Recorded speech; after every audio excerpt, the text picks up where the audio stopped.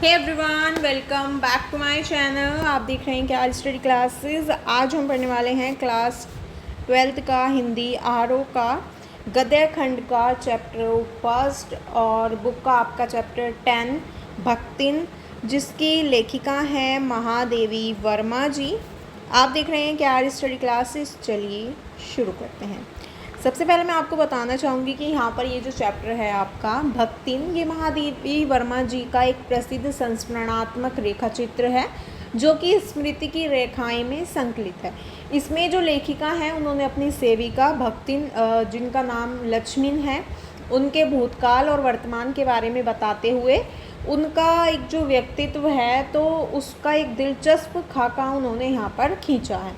यहाँ पर उन्होंने बताया है कि कैसे महादेवी के घर में काम शुरू करने से पहले उन्होंने एक संघर्ष से भरा स्वाभिमानी और कर्मठ जीवन जिया था। कैसे पुरुष प्रधान मान्यताओं और छल कपट भरे समाज में अपने और अपनी बेटियों के हक के लिए लड़ाई लड़ी थी और हारकर कैसे ज़िंदगी की राह पूरी तरह बदल लेने के निर्णय तक वह पहुंची थी। इसका संवेदनशील चित्रण जो है लेखिका ने किया है। ठीक है, यहाँ पर लेखिका सबसे पहले जो लेखिका है वो बताती हैं कि भक्तिन जो है वो छोटे कद की और उसका शरीर दुबला पतला सा था, उसके होंठ पतले थे, वो गले में कंठी माला पहनती थी। वैसे तो उसका नाम लक्ष्मीन था या लक्ष्मी था, परंतु उसने अपना परिचय ईमानदारी से देने के बाद लेखिका से यह नाम प्रयोग ना करने की प्रार्थना की थी, क्योंकि उनका कहना था कि उनका जो नाम है उसकी आर्थिक स्थिति से उनका जो नाम है वो बिल्कुल भी नहीं मिलता है। ठीक है, इसलिए उन्होंने अपना नाम ये लेने से लेखिका से मना कर दिया था। फिर उसकी जो कंठी माला है उसको देखकर लेखिका ने उसका नाम भक्तिन रख दिया। जब भी कोई पूछता था कि वह लेखिका के साथ कब से है तो वह बोल दिया करती थी कि 50 वर्षों से। सेवा धर्म में वह हनुमान जी से स्पर्धा करती थी। उसके अतीत के बारे में लेखिका बताती है कि भक्तिन जो है एक ऐतिहासिक झूसी के गांव के प्रसिद्ध सूरमा की इकलौती बेटी थी और उसका जो लालन पालन है वो उसकी सौतेली माँ ने किया था। ठीक है, उसका जो लालन पालन है वो उसकी सौतेली माँ ने किया था। उसका विवाह 5 वर्ष की उम्र में ही हंडिया गांव के एक गोपालक के पुत्र के साथ कर दिया गया था और 9 वर्ष की उम्र में उसका गोना हो गया था।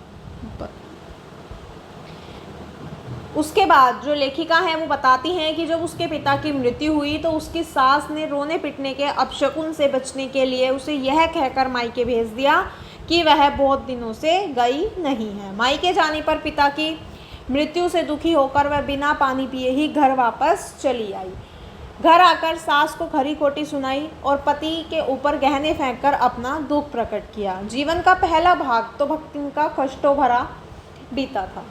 साथ ही भक्तिन को जीवन के जो दूसरे भाग थे उसमें भी सुख नहीं मिला। उसकी लगातार 3 लड़कियां पैदा हुई तो सास व जेठानियों ने उसकी उपेक्षा करनी शुरू कर दी। इसका कारण यह था कि सास के 3 कमाऊ बेटे थे, जेठानियों के भी काले काले लाल थे। सज़ा के तौर पर जेठानियां कोई काम नहीं करती थी बल्कि बैठकर खाती थी और घर का सारा काम जैसे चक्की चलाना, कूटना, पीसना, खाना बनाना सभी कार्य कौन करती थी? भक्तिन किया करती थी। साथ ही जो छोटी लड़कियां थी वो गोबर उठाती और जो कंडे थापती थी। खाने पर भी भेदभाव किया जाता था। जेठानियां और उनके जो लड़के हैं उनको भात पर सफ़ेद राब, दूध, मलाई मिलती थी और भक्तिन को काले गुड़ की डली, मट्ठा और जो लड़कियों को चने बाजरे की जो घुघरी थी वो मिलती थी। इस पूरे वाक्य में भक्तिन फिर भी अपने आप को सौभाग्यवती मानती थी क्योंकि उसके पति का व्यवहार उसके साथ बहुत अच्छा था। उसके बाद जबकि जेठानियों के जो पति थे वे उन्हें कभी भी किसी भी बात पर मारा पीटा करते थे। पति प्रेम के बल पर ही जो भक्तिन थी, पति प्रेम के बल पर ही वो सबसे अलग हो गई और अलग होते समय अपने ज्ञान के कारण उसे गाय, भैंस, खेत खलिहान, अमराई के पेड़ आदि ठीक ठाक मिल गए। दोनों पति पत्नी के परिश्रम के कारण घर में समृद्ध आ गई। पति ने बड़ी लड़की का विवाह धूमधाम से किया। इसके बाद वो भक्तिन और 2 कन्याओं को छोड़कर चल बसा। उस समय भक्तिन की आयु केवल 29 वर्ष की थी। उसकी संपत्ति और समृद्धि देखकर परिवार वालों के मुंह में पानी आ गया। उन्होंने षड्यंत्रवश भक्तिन के समक्ष दूसरे विवाह का प्रस्ताव किया, जो कि भक्तिन ने मना कर दिया। उसने अपने सारे केश जो हैं वो मुड़वा दिए, गुरु से मंत्र लेकर कंठी बांध ली और उसने दोनों लड़कियों की शादी भी कर दी। और वह जो बड़े दामाद को घर जमाई बनाकर रखने लगी। दूसरे परिच्छेद की ही तरह जीवन के तीसरे परिच्छेद में भी दुर्भाग्य ने उसका पीछा नहीं छोड़ा, क्योंकि क्या होता है कि उन्होंने भक्तिन की बेटी जो थी, बेटी के दूसरे विवाह के लिए अपने तीतर लड़ाने वाले साले को बुला लिया। क्या होता है कि दूसरे परिच्छेद की ही तरह जीवन के तीसरे परिच्छेद में भी वो दुर्भाग्य ने उसका पीछा नहीं छोड़ा। उसकी जो लड़की थी वो भी विधवा हो गई, ठीक है। और उसके बाद परिवार वालों की दृष्टि अब उसकी भी संपत्ति पर थी। उन्होंने भक्तिन की बेटी के दूसरे विवाह के लिए अपने तीतर लड़ाने वाले जो साले हैं उसको बुला लिया, क्योंकि उसका विवाह हो जाने पर सब कुछ उन्हीं के अधिकार में रहता, इसीलिए वो उसको बुला लेते हैं। परंतु भक्तिन की लड़की ने उस वर को नापसंद कर दिया। एक दिन क्या होता है कि भक्तिन की अनुपस्थिति में उस तीतरबाज वर ने बेटी को कोठरी में घुसकर भीतर से दरवाज़ा बंद कर लिया और उसके समर्थक गांव वालों को बुलाने लगे। जब लड़की ने उसकी खूब मरम्मत की तो पंच भी समस्या में पड़ गए, क्योंकि वर कहता था कि वह तो निमंत्रण पाकर आया था, परंतु उसके गाल पर छपी 5 उंगलियां कुछ और ही बता रही थी। उसके बाद वहाँ पर अंत में पंचायत ने कलयुग को इस समस्या का कारण बताया और अपीलहीन फैसला हुआ कि दोनों को पति पत्नी के रूप में रहना पड़ेगा। उसके बाद अपमानित बालिका व माँ विवश थी।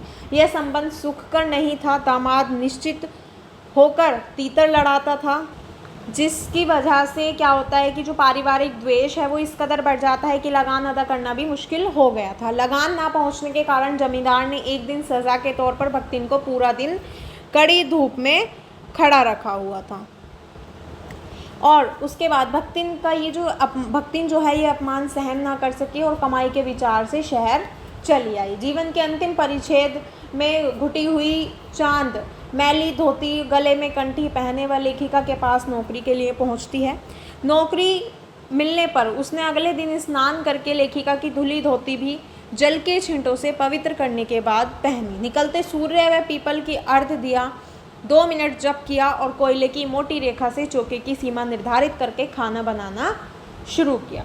भक्तिन जो थी वो छूत पाक को मानने वाली थी, इस कारण लेखिका ने समझौता करना उचित समझा। जब भोजन के समय भक्तिन ने लेखिका को गड़ी दाल के साथ मोटी काली 4 रोटियां परोसी तो लेखिका ने उसे टोका। उसने अपना तर्क दिया कि अच्छी सेकने के प्रयास में रोटियां अधिक कड़ी हो गई हैं और उसने तरकारी ना बनाकर दाल बना दी है।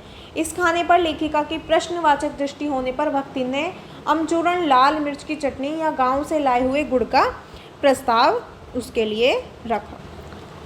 भक्तिन जो थी, भक्तिन के लेक्चर के कारण लेखिका रूखी दाल से एक मोटी रोटी खाकर विश्वविद्यालय पहुंचती है। न्याय सूत्र पढ़ते हुए शहर और देहात के जीवन के अंतर पर विचार करने लग जाती है। भक्तिन जो है वो दूसरों को अपने मन के अनुकूल बनाने की इच्छा रखती थी, परंतु स्वयं को वह बदल नहीं सकती थी। भक्तिन की संगत में लेखिका जो है देहाती बन जाती है और भक्तिन को शहर की हवा, मतलब कि लेखिका तो देहाती बन जाती है लेकिन जो भक्तिन है उसको शहर की हवा नहीं लगती है। उसने लेखिका को ग्रामीण खाना खाना सिखा दिया था, परंतु स्वयं शहर में रहकर रसगुल्ला भी वो नहीं खाती थी।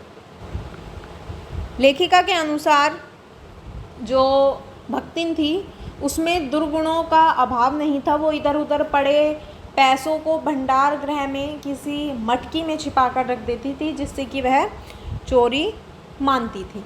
पूछने पर वह कहती थी कि यह उसका अपना घर है, पैसा रुपया जो इधर उधर पड़ा देखा संभाल कर रख लिया। अपनी मालकिन को खुश करने के लिए वह किसी बात को बदल भी देती थी।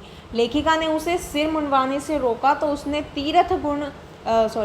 तीरथ गए मुंडाए सिद्ध कहकर अपना तर्क दे दिया। उसे पढ़ना लिखना पसंद नहीं था। यही कारण है कि जब लेखिका ने उसे हस्ताक्षर करना सिखाना चाहा तो उसने तर्क दिया कि उसकी मालकिन दिन रात किताब पढ़ती है, यदि वह भी पढ़ने लगे तो घर के काम कौन करेगा।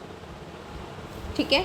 उसके बाद उत्तर पुस्तिका के निरीक्षण कार्य में लेखिका का जब किसी ने सहयोग नहीं किया तब वह कहती फिरती थी कि उसकी मालकिन जैसा कार्य कोई नहीं जानता, वह स्वयं सहायता करती थी, कभी उत्तर पुस्तिकाओं को बांधकर, कभी अधूरे चित्र को कोने में रखकर, कभी रंग की प्याली धोकर और कभी चटाई के आंचल से झाड़कर। वह जो सहायता करती थी उससे भक्तिन का अन्य व्यक्तियों से अधिक बुद्धिमान होना प्रमाणित हो जाता है।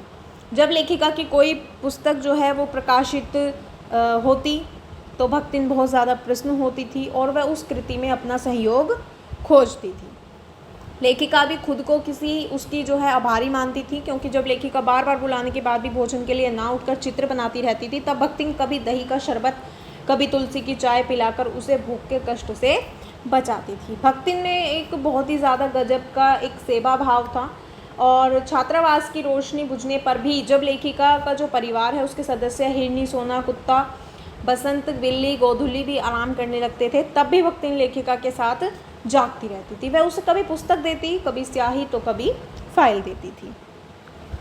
लेखिका कहती हैं कि भक्तिन जो है वो लेखिका के जागने से पहले जागती थी और जब लेखिका सो जाती थी वो तभी सोती थी। लेखिका को भक्तिन अपनी छाया के समान सामने रखती थी और युद्ध के समय जो लोग हैं, युद्ध के समय लोग डरे हुए थे, उस समय वह बेटी दामाद के आग्रह बुलाने पर भी गांव नहीं गई, लेखिका के साथ रही।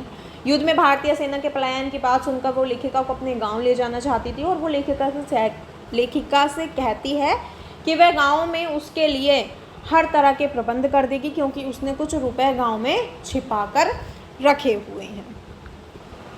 उसके बाद जो लेखिका कहती हैं कि उनका मानना था कि उनके बीच स्वामी सेवक का संबंध नहीं था, उनके बीच इसका मतलब कि एक स्वामी और एक सेवक का संबंध नहीं था। इसका कारण ये था कि लेखिका चाहते हुए भी उसे नौकरी से हटा नहीं सकती और जो भक्तिन थी वो भी चले जाने का आदेश पाकर उस बात को हंसकर टाल देती थी। मतलब कि लेखिका जो है वो चाहते हुए भी उसे नौकरी से नहीं हटा सकती थी और भक्तिन भी चले जाने का आदेश पाकर हंसकर टाल देती थी। भक्तिन जो है वो लेखिका के परिचितों और वह जो उसके साहित्यिक बंधुओं थे उनसे भी परिचित हो गई थी।